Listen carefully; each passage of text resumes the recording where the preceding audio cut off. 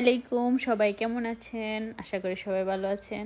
এই যে দেখতে পাইতেছেন তিনটা আম আমার হাজব্যান্ড বাংলাদেশি দোকান থেকে কিনে আনছে 8 ইউরো দিয়ে। সো বাংলাদেশি টাকা বর্তমান রেটে পড়ে 1000 টাকার উপরে। আর এই 3টা আম আমি এখন সুন্দরভাবে কেটে নিয়েছি আচার করার জন্য। আমগুলা কাটছি আর ভাবতেছি, হাই রে, আমার বাবার বাড়ির আম নাকি চুরি চুরি করে মানুষে খায়, কিন্তু আমি এখানে বসে একটা আমের জন্য কি অস্থির। 3টা আমকে কি যত্নভাবে আচার করতেছি। 3টা আমের কতটুকুই বা আচার হবে। তো মেন আচারের রেসিপিতে চলে যাই। আমি আমগুলোকে ভালো করে ছোকলা ছাড়াই না, একটু একটু ছোকলাও রাখছি। এখন ছোট ছোট করে কিউব করে কেটে নিচ্ছি। কেটে নেবার পর এখন আমি এগুলোকে সুন্দর করে একটু ধুয়ে নিব ভালোভাবে। এই যে জারজিরিতে ঢেলে সুন্দর করে একটু ধুয়ে নিব।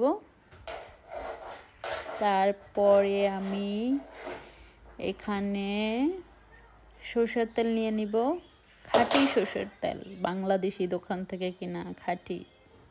তো পরিমাণ মতো আমি সরষের তেল দিয়ে দিলাম।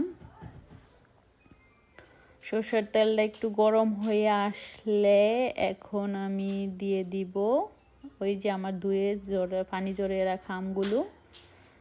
এই তো আমগুলো দিয়ে দিলাম গরম সরষের তেলের ভিতরে। এখন আমগুলোর ভিতরে আমি দিয়ে দিব পরিমাণ মতো লবণ। এই যে লবণ দেওয়া শেষ, এখন দিয়ে দিব মরিচের পরে দিয়ে দিব আমি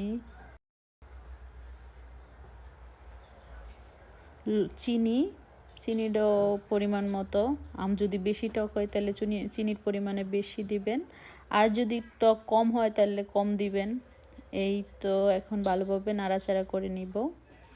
নাড়াচাড়া করতে করতে আবারও বসতে ভাবলাম যে হারে আমার বাবার বাড়ির আম গাছগুলোতে ছোটবেলা কত উঠে আম পাড়তাম আর খাইতাম, আর এখন আম তো দূরের কথা, আমের ছোকলাও পাই না, কাঁচা আমের বিশেষ করে।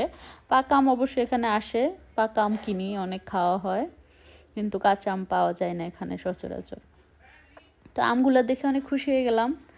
এই তো আবার এখানে দিয়ে দিলাম আমি পাঁচফোড়ন বাটা, তেলে ভালো করে গুঁড়ি করে নিয়েছি ওই পাঁচফোড়নের গুঁড়া, তাও পরিমাণ মতো দিয়ে দিলাম। দেওয়ার পর এটাকে আবার ভালোভাবে নেড়ে ছেড়ে নিব। তো এই আর কি, আমি জানি না আমার আচারটা কেমন হবে লাস্ট পর্যন্ত, দেখি কি হয় আচারটার। এখন এগুলোকে ভালোভাবে নাড়াচাড়া করে চুলার আঁচটা একটু মিডিয়াম আঁচে করে দিলাম। দেওয়ার পরে দেখি কি হয়। এই তো আমার আচার আমগুলো ভালোভাবে গলে একদম মিহি হয়ে গেছে। আচারটা এখন আস্তে আস্তে আস্তে আস্তে নাড়তে হবে মিডিয়াম আছে, একদম লো হিটে নেড়ে নেড়ে আচারটাকে সুন্দরভাবে ব্রাউন কালার করতে হবে। আমি এর মধ্যে আবার দিয়ে দিলাম পাঁচফোড়ন টালা। এখন আবার ভালোভাবে নাড়তেছি। এই দেখা যাক কোন পর্যন্ত যায়, আচারের রং কীরকম আসে দেখি। এই তো আমার আচার রেডি। আমার আচারের রংটা মাশাল্লাহ খুবই সুন্দর আসছে। আর এখন আমি খাওয়ার জন্য নিয়ে নিলাম, বেলকুনে বসে একটু আচার খাই। এত কষ্ট করে বানানো নিজ হাতে করা আচার। টাটা, বাই বাই, আল্লাহ হাফেজ।